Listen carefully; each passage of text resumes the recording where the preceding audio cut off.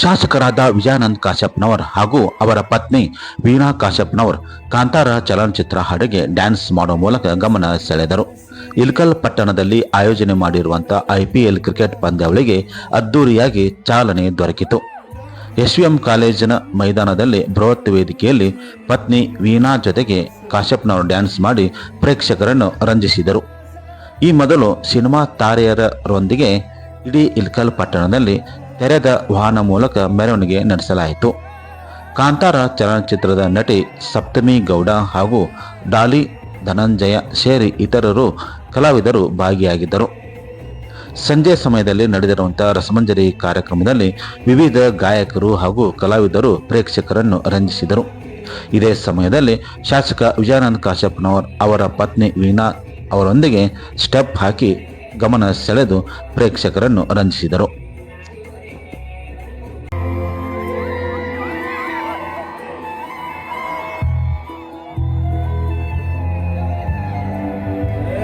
ಸಿಂಗಾರ ಸಿರಿಯೇ ಅಂಗಾಲಿನಲೆ ಬಂಗಾರಾಗಿವ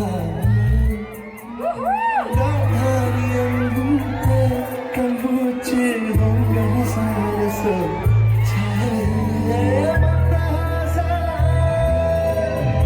ಆಹಾರ